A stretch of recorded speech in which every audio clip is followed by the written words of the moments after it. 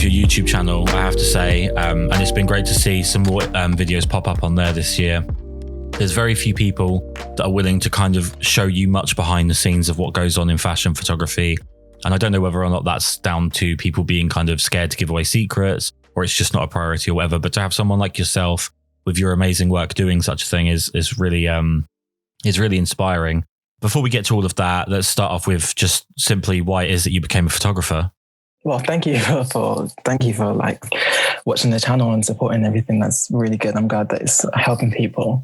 I sort of got into photography mainly because I was interested in films. So back in the day when I was like 13, 14, I actually was on YouTube back then doing like sort of, I don't know how to describe it. I think the genre has kind of disappeared now, but it was like bedroom vlogging. Like you'd literally just sit down, put the camera up and talk about stuff. So from that, I got a DSLR so I could sort of make my quality a bit better with that. And then I was just doing like taking random pictures of stuff. And then I went to college for film and media. So it was more like mainly a film course, but included a little bit of photography and radio and just different sort of media topics. And I wanted to really be a film director, but I always found myself kind of not into long sort of feature length films and stuff. I was more into like quick snappy stuff like music videos and adverts. And then obviously I had my DSLR and everything. And what got me into photography specifically was me and my friend Kishi, who does like styling and creative direction now, but we were in class together and we just used to sort of take pictures of each other just for Instagram.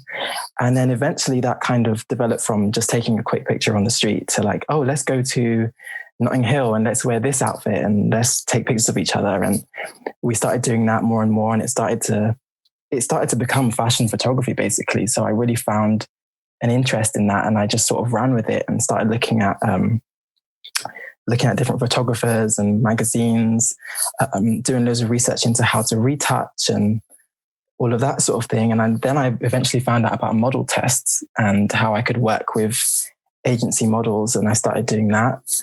And it just sort of went from there. And I decided that photography was what I wanted to do. It kind of shifted away from film because, as I said, I was more focused on like stuff that was quite quick. And I found photography had the kind of aesthetic of film that I liked, but it was much more instant because I'm quite an impatient person. So yeah, that's kind of how I fell into photography, I guess.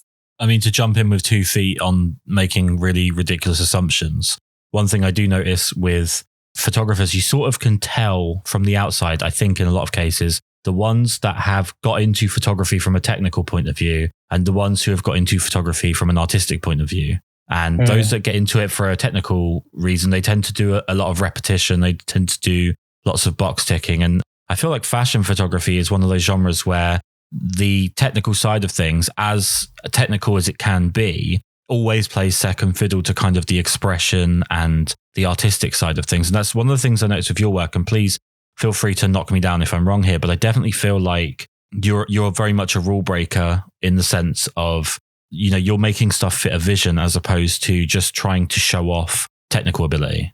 I guess so. I mean, I'm not a hugely technical person. I mean, I can do technical things, but as I've gotten older, I think I've sort of come away from like focus on gear and equipment, and people are always asking me about equipment and stuff. I'm like, I don't really care. Like I'll just shoot with whatever.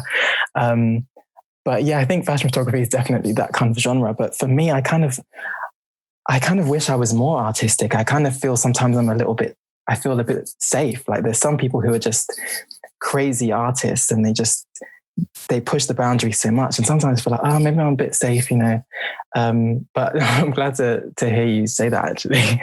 Well, I mean, I come from a much more technical background in the sense that I picked up photography and the first thing I wanted to do was to learn everything from forums. And that's probably why I'm such a miserable human being at this point, because learning stuff online tends to go that way, because it's just lots of people shouting at each other.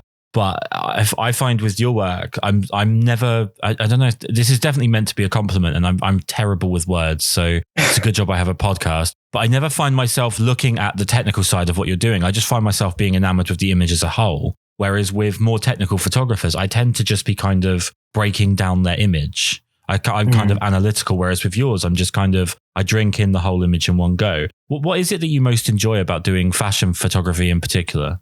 I think with fashion, it's just the creativity. I mean, I feel like fashion photography is quite broad. I mean, it's obviously fashion and clothes, but I kind of see it as any image that's been styled or like put together. So where someone's actually chosen an outfit, someone's done their hair, someone's done the makeup. I feel like that's where it's kind of differs from maybe just like portrait.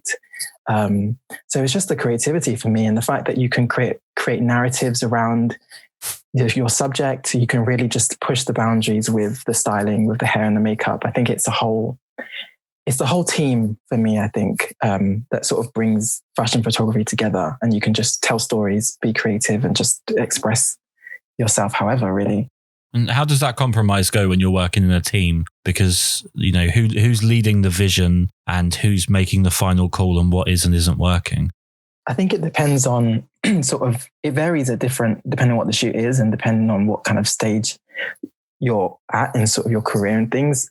At the moment, when you're working on a small team, it's kind of a lot down to the photographer and also the stylist, because they're bringing the actual fashion to the shoot.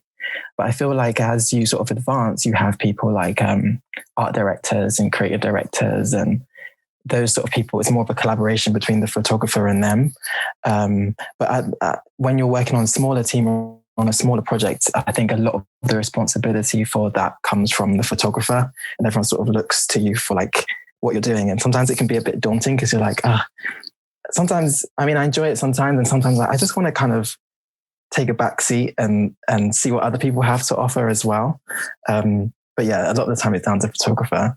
Well, I feel like with me, it would be, not that I'm ever remotely going to get close to the level that you're shooting, but for me, the panic would be that I'm a control freak and that I would freak out about having to hand over the reins to someone else.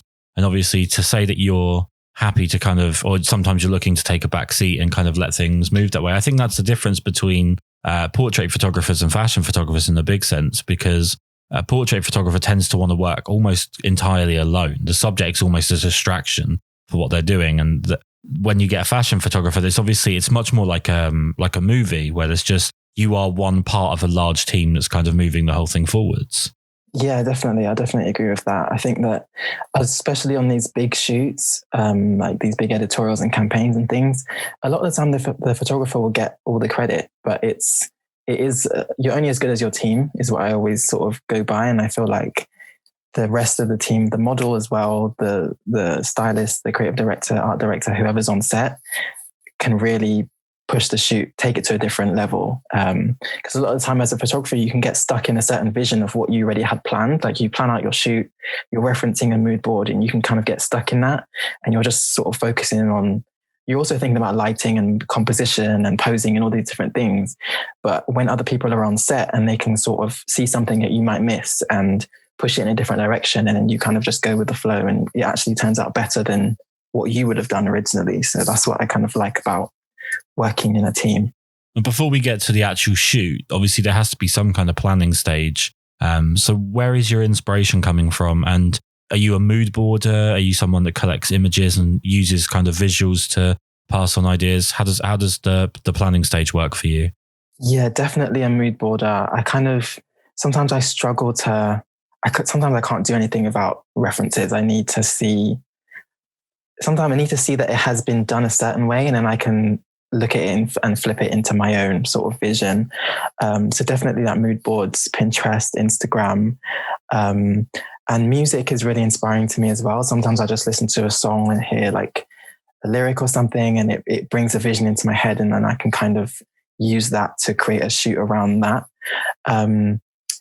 Sometimes I'm kind of getting a little bit tired of like Pinterest and Instagram though. Like sometimes when looking at other people's images can kind of not take you anywhere. So at the moment, I'm trying to watch more films, maybe look into other art forms that I can get inspired by, rather than just direct references to what's been done before in terms of photography. So I'm trying to kind of push my artistic limits a little bit on what I can be inspired by.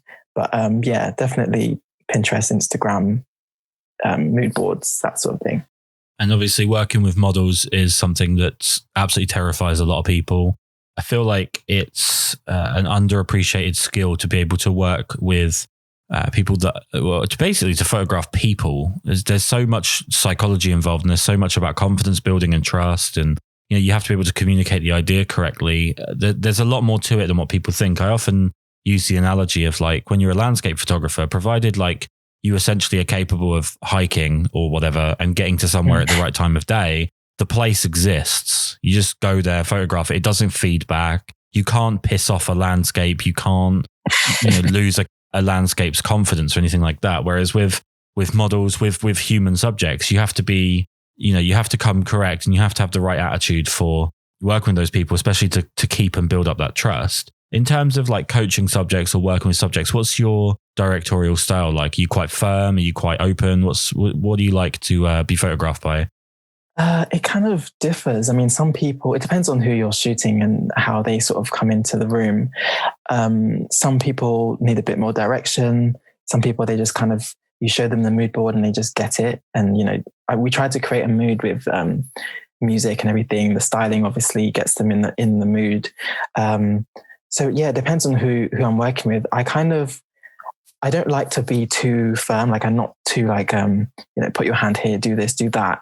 Sometimes I'll start with that and then just let the subject kind of flow with it. But yeah, some people need more direction than others, because not necessarily that they can't do model or can't pose. That's not how they work. So sometimes you have to find how they work and how you're sort of working together. But yeah, I'm not usually too strict with things. I kind of come with my original idea, and then from there we just flow and see what happens and just go from there.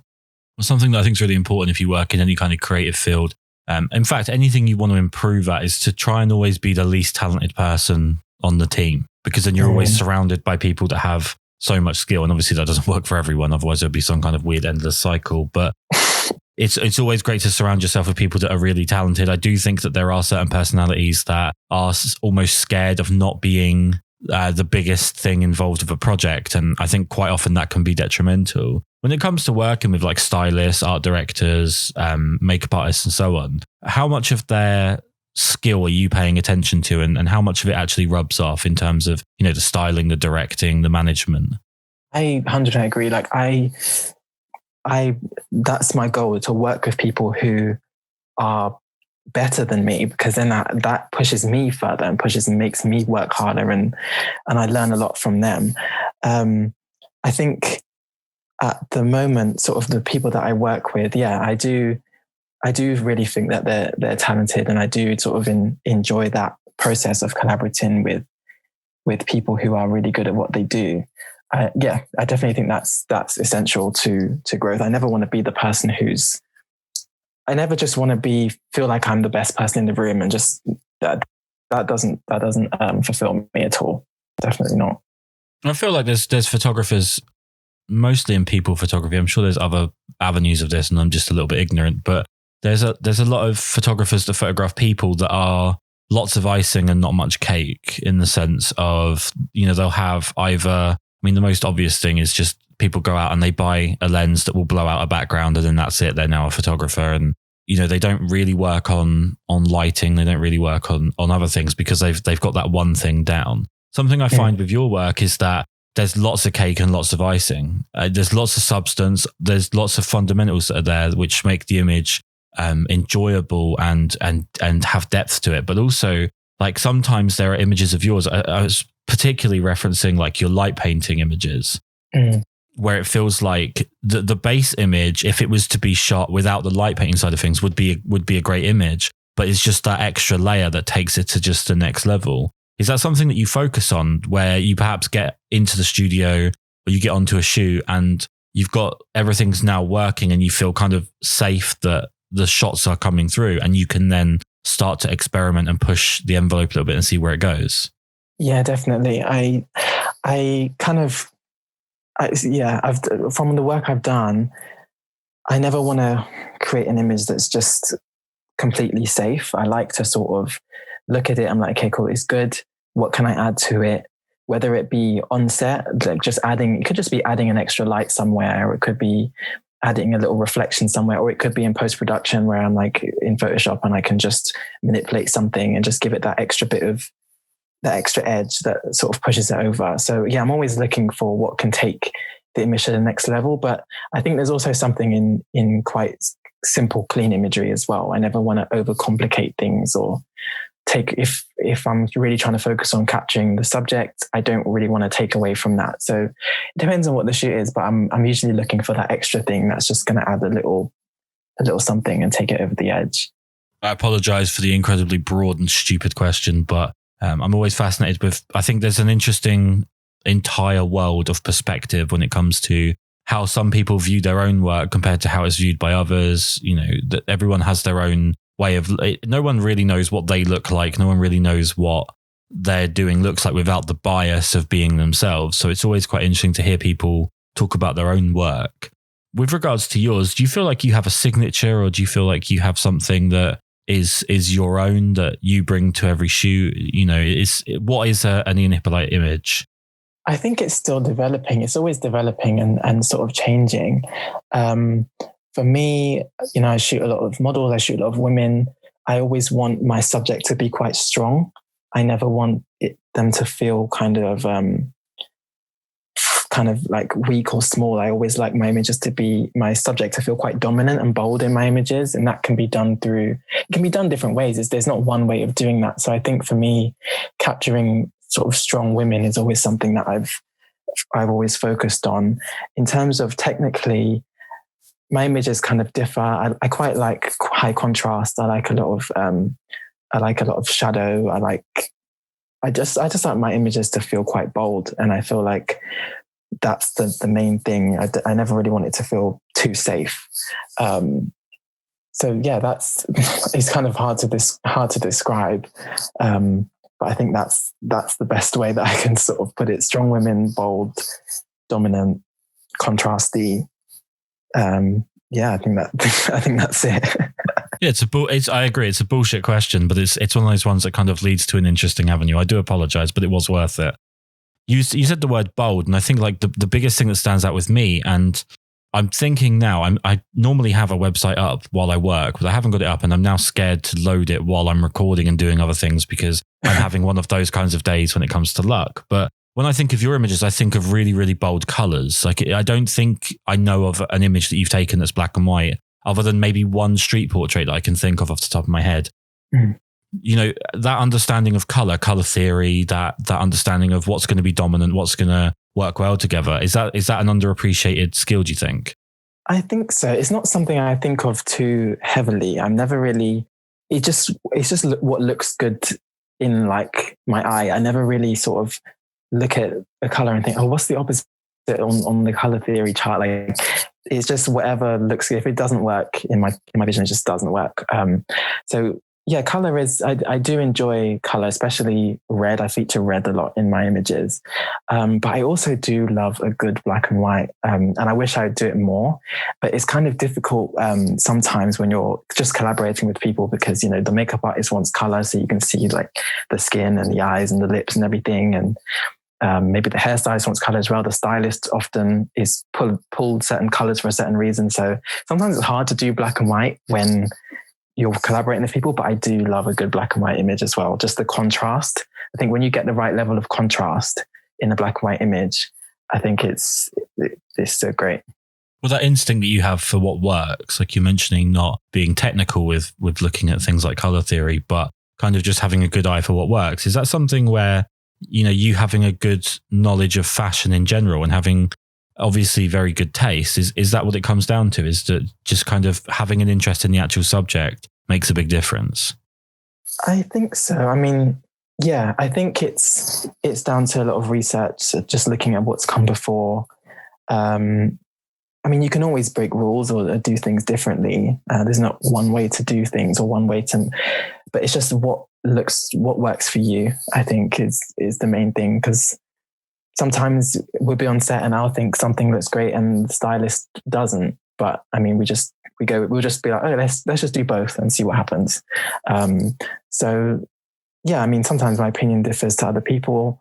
But as the photographer, you kind of have to, sometimes your team has to trust your vision and be like, okay, he knows what's right for him, that we're working with him. He knows what he wants to do, and they kind of just believe in it and trust it. And then sometimes it doesn't work. Sometimes it does.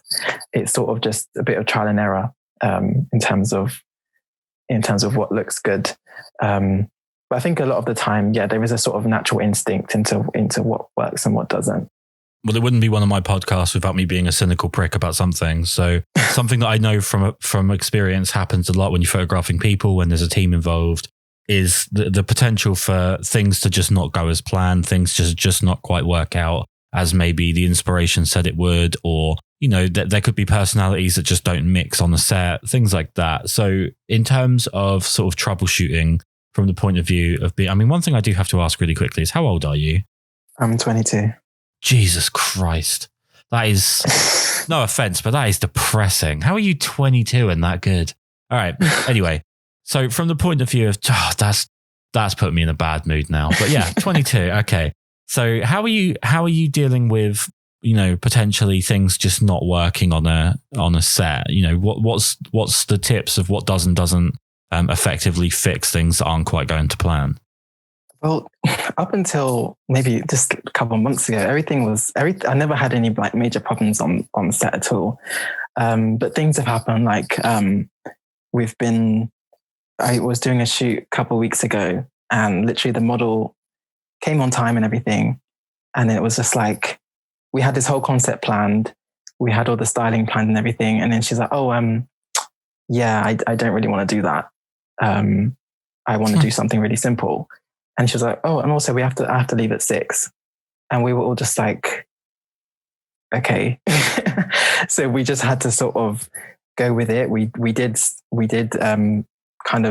changed the whole concept, and we ended up getting some decent images out of it. And we just had to save what we originally planned for another day.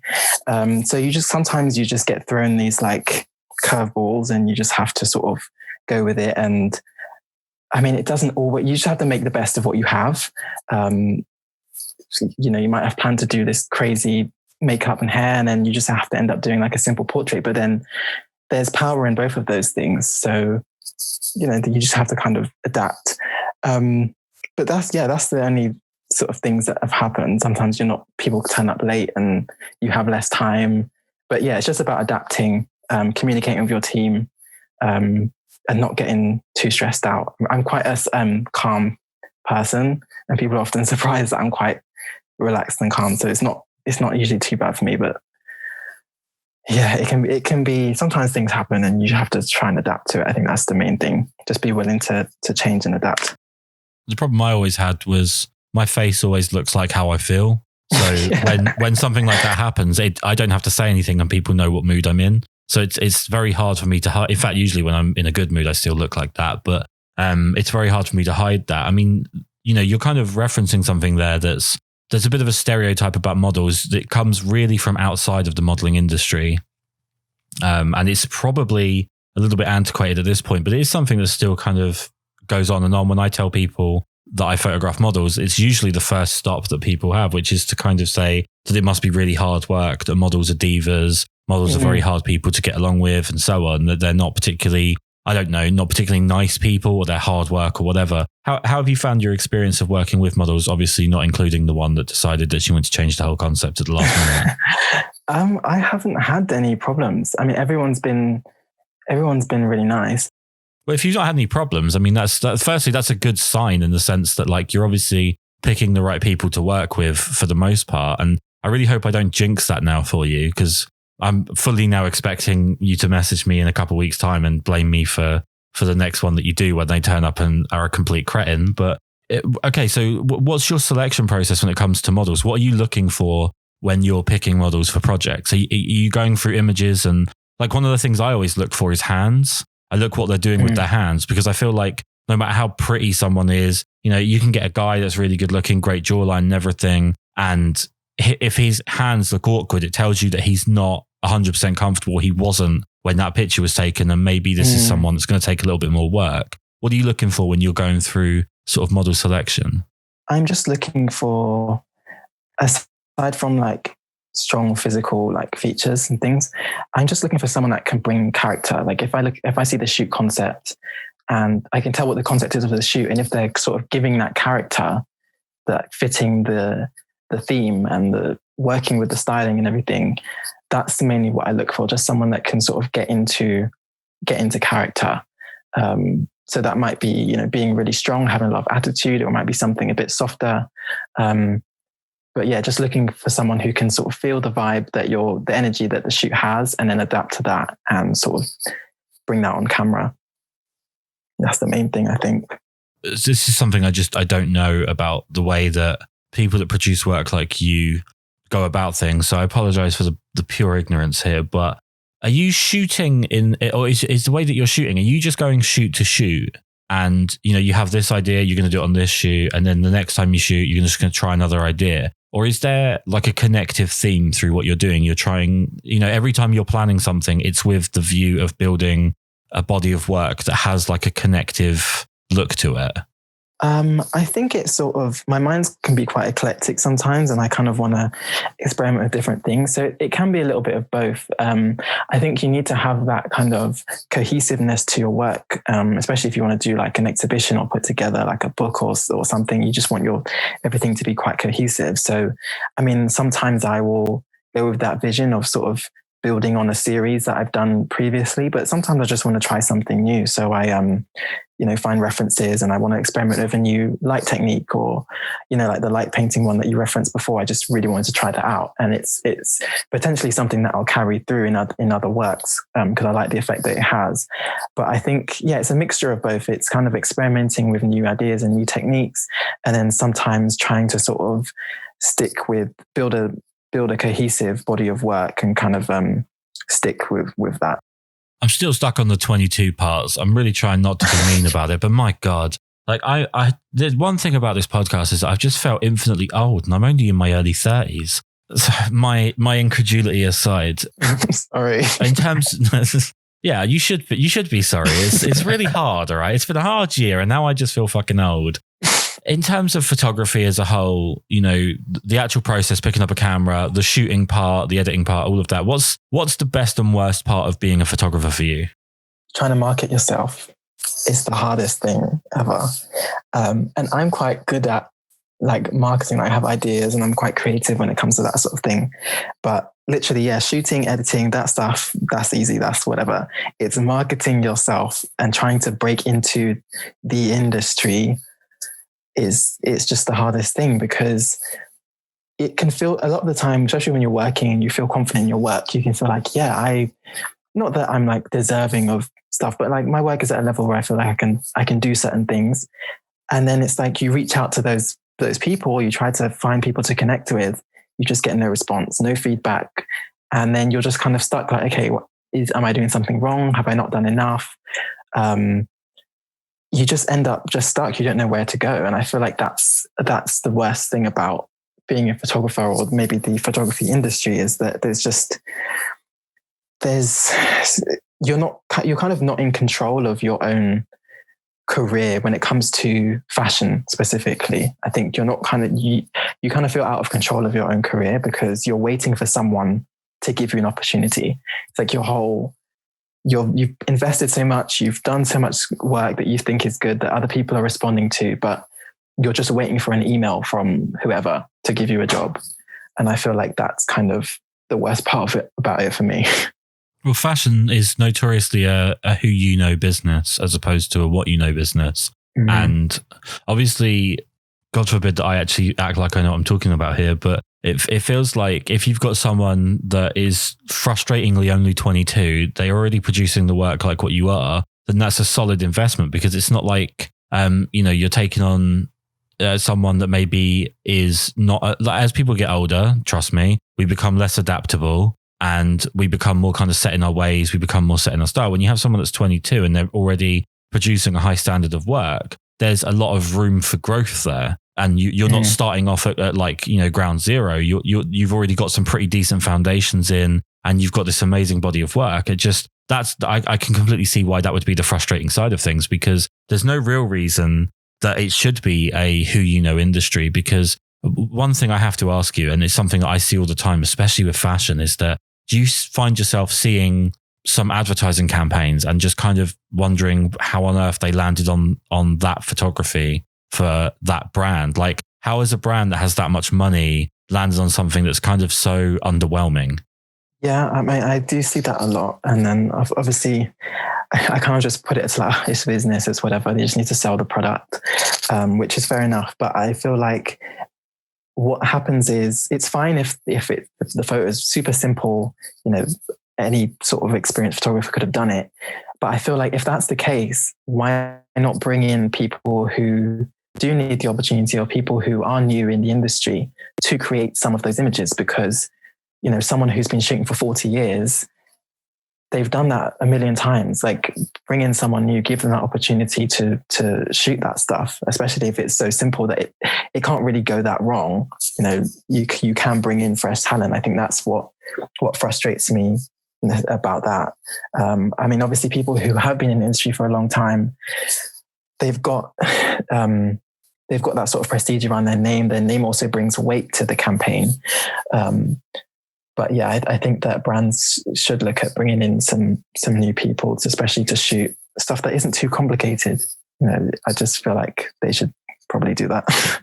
Well, the film industry has the idea of like executive producers, which is like quite often you see Scorsese or someone working as an executive producer. All that really means is that they've done some form of hookup and they've basically been okay to set up their name being associated with a project, that they're actually not directing, and that it gives an opportunity for another director to produce something, but with the weight of that other person. And it definitely doesn't feel like maybe the elders of fashion photography are doing an awful lot to help out people at the bottom. I mean, I know there was a lot of uproar with Annie Leibovitz getting her 10 millionth, not literally, but her 10 millionth Vogue cover in a row, when there's so many other people kind of waiting in the wings. There's so many different artists that get ignored constantly. She's someone that I'm just really ignorant, but I've never seen entirely why the hype is what it is. And there's definitely people out there that deserve a fair shake at something. There's also photographers that are outside of Los Angeles and New York that are probably worth a look. Yeah. That's not the only place where people have imagination and creativity and talent. And that side of it is very frustrating, especially as someone who is constantly looking for new work to enjoy. Let's turn this positive, because otherwise it's going to turn into my podcast and it'll be negative. In terms of feeding that creative imagination, in terms of keeping yourself inspired, especially when, like you say, it can be a hardship to kind of get the recognition that you clearly deserve for the work that you're doing. What do you do to keep yourself inspired as a photographer? Because I feel like it can't be, I mean, you've mentioned movies, but I feel like photography generally isn't the best thing for photographers to look at to stay inspired. Yeah, definitely. That's what I've been finding sort of recently, is I'm kind of tired of looking at other photographs.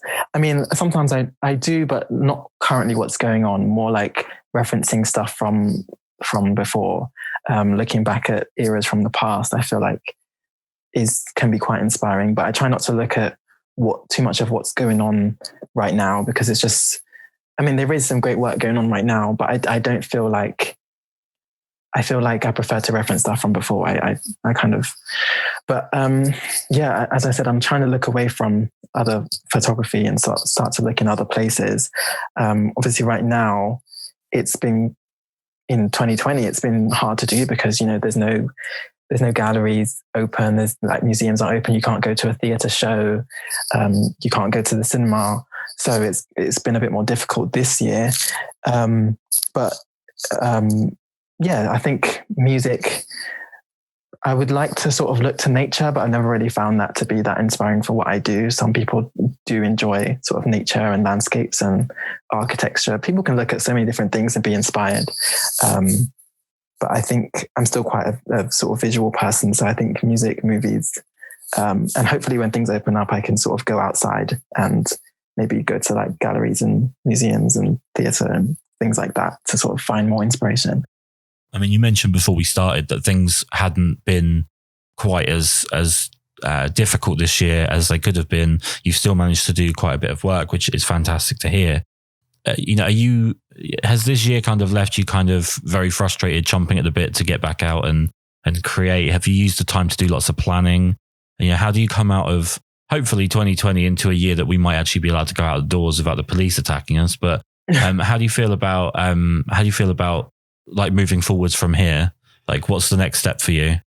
I think I haven't done too much planning because there's so much uncertainty and I don't want to sort of like put any extra pressure on anything. I've just been I've been using the time to really analyze my work and what I'm doing and try to just, I also sort of revived my YouTube sort of channel and everything this year. So that's been a good sort of thing to keep me occupied and something that I will continue into next year. But yeah, I haven't been sort of trying to plan too far ahead because we just don't know what's going to happen. I think it's been a good sort of reflection period. I'm quite introverted anyway, so I'm not really out all the time. So it's funny how it affects people so differently, but I'm quite introverted. So I did take the time to sort of look at what I'm doing. But again, with the way the sort of industry is, I can't really plan. I can't really plan what I'm going to do going forward. I just have no idea. Well, something that's really hard for photographers to do, some do it significantly worse than others, is to kind of take criticism. And it doesn't really matter how well intended the criticism is. It doesn't take much for some people to get really upset or whatever. I happen to be someone I'm not a particularly big fan of unsolicited critique. I feel like there's a lovely subset of human beings online that spend most of their time telling people how to do and never doing themselves. How do you go about reaching out for feedback on your work? Do you just take general feedback, or do you approach particular people that you have trust with?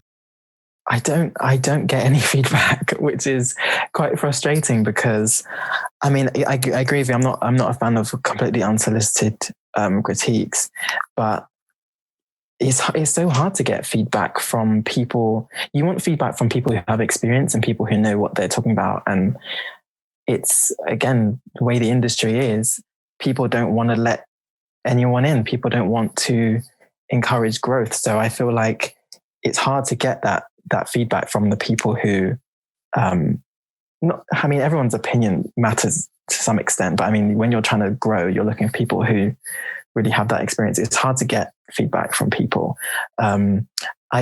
You can sometimes with social media, you can get caught up in positive feedback and that can sort of potentially inflate your ego and you think that you know everything's so great. But I think I'm quite self-aware, so I know when something's good, I know when it's not.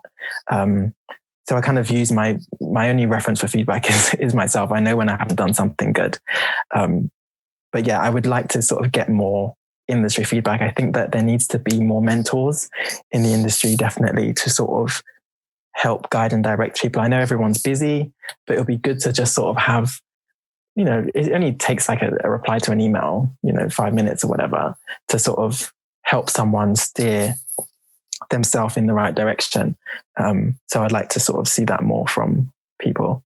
It's funny you say that because previously on the podcast, I'm not going to say who, but I had a fashion photographer and photographs a lot of celebrities, photographs a lot of campaigns, has actually just done some pretty big magazine covers that are coming out early next year. And at the end of the call that we did for the podcast, he asked me for some feedback on his images. And I was just a bit staggered by it.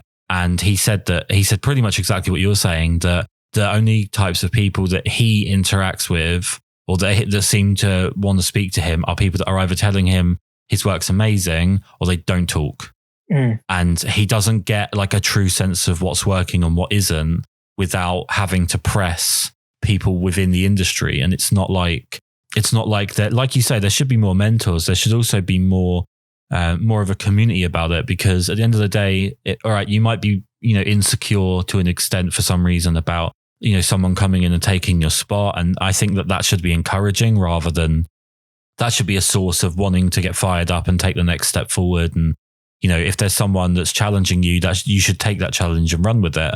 But the lack of watering the plants, as it were, with the fashion community and to sort of a lesser extent, the portrait community means that, all right now you're the one you're doing okay. But then, down the line, the industry might start to suffer. And if the industry suffers, you're going to suffer, whether you like it or not. So it never hurts to actually reach out and help people. And, no one's ever been maligned for being the good guy, if that makes sense. I definitely agree with you on that.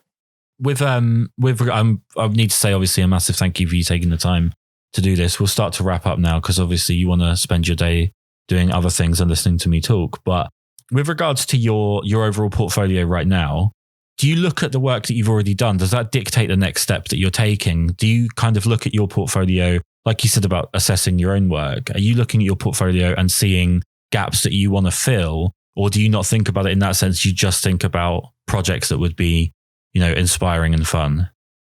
No, I think definitely looking at my portfolio, it changes from time to time. Like how I look at my Instagram sometimes, like, oh, I don't like it, and then I'll go on my website and I'm like, oh, this is actually great. Like I've got some good stuff on here. But I think definitely looking at it and sort of filling in the gaps, because I think, well, I don't know, because I haven't received any feedback. I need to stop pushing on that. But I think that with the industry, they want to see something that feels cohesive and feels like you've got a point of view. So I think it's really important to sort of look at your portfolio as a whole and see what's missing, see if things fit together, remove stuff that maybe you did before that it doesn't quite feel relevant anymore or relevant to your point of view. I think having a point of view is definitely a really strong sort of, really a key thing to have as a photographer. I think that's what people lean towards when they're looking for someone to work with. So I think, yeah, they're definitely looking at the portfolio and adding things, taking away things is sort of key.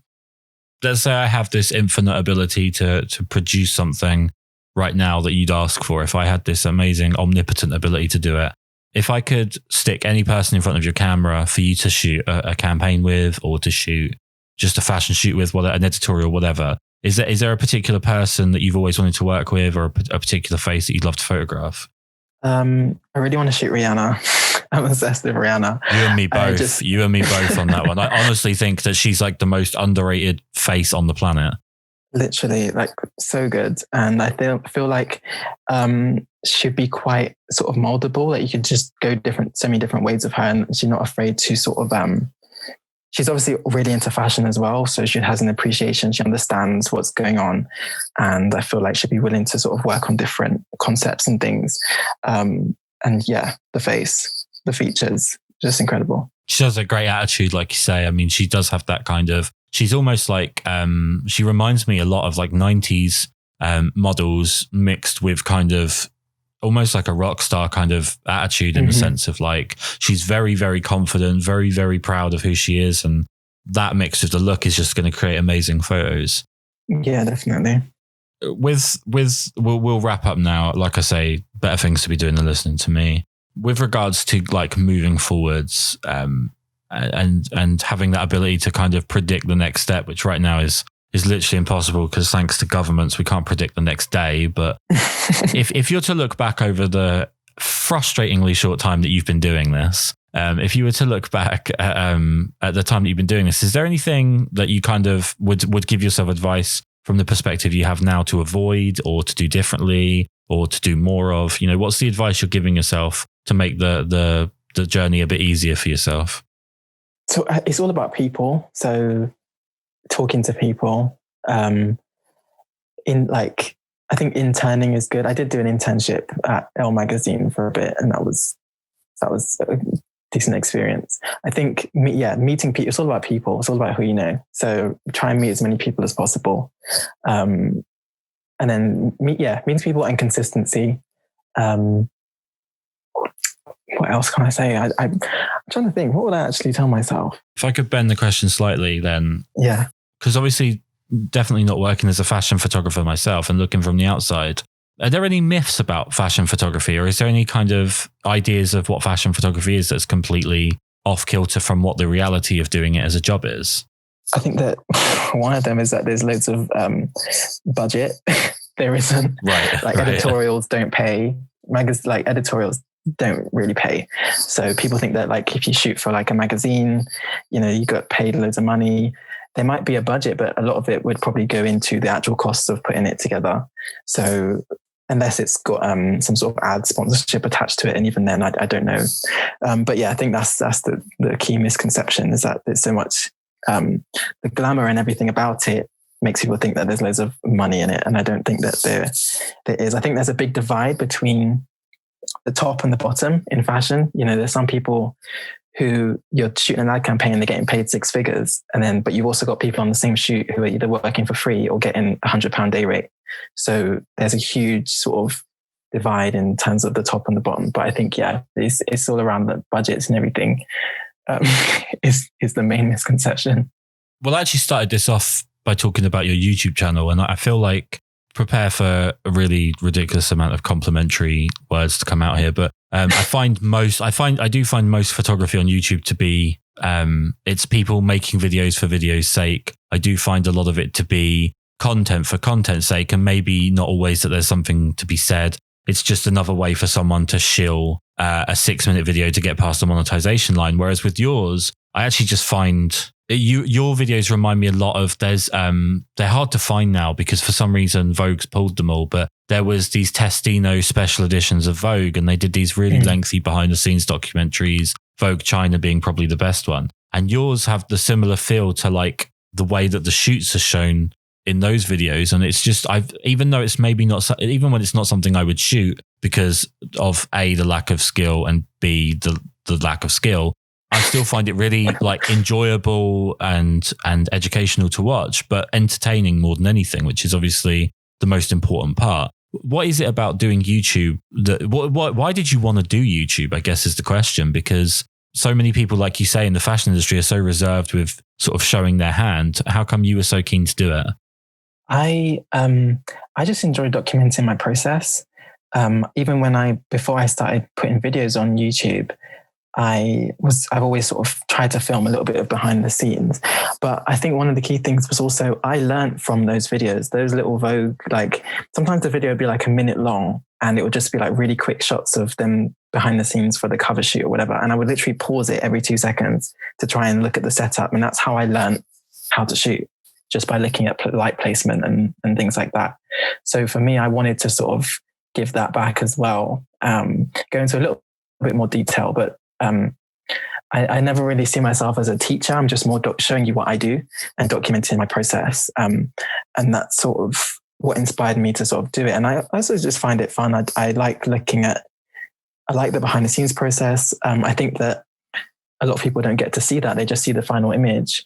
And people appreciate an image more once they see what goes into it. Once they see the hair, makeup, styling, the lighting and everything, they begin to appreciate an image more. So I think that's another key thing. And also it's just fun. I like editing them. I like sort of playing around with the music and cut into the beat and just making it feel fun and energetic and entertaining. Well, I genuinely think that it's like the hidden gem of YouTube right now. Hopefully after this, it won't be the hidden gem anymore. People that are interested in photographing people, photography and general fashion, I'd absolutely recommend that they go and check out the YouTube for sure, and your website and everything. We'll get to links in a second, but yeah, I mean, the purpose of the podcast is entirely to just force other people to like things that I like, so that everything is basically, life becomes my algorithm, which is all I want really. It's just to get what I want all the time. I really do feel like it's to an extent, and I do apologize for saying this the way that I am, it's a little bit sad to hear that you're struggling with people kind of giving you the attention, because you absolutely deserve it. Your work is phenomenal. So let's do that now. Let's start pushing people in your direction. So Instagram, website, YouTube, how can everyone find you? Instagram at ianhippo, ianhippo.com. And my YouTube is, if you just type in Ian Hippo, it'll probably come up as well. Like I said, I think just a phenomenal photographer. I can't tell you how much I dislike the fact that you're 22. That's frustrated me beyond belief, but phenomenal photographer, lovely guy, annoyingly good looking as well. That's another frustrating thing. I've seen your self-portraits. It's like, if I did self-portraits, they just like screenshots from Lord of the Rings. So everyone needs to go check you out. And thank you so much for taking the time to do this. Thank you so much for having me. My head is so big now. You've just inflated my ego. It's not that I don't care.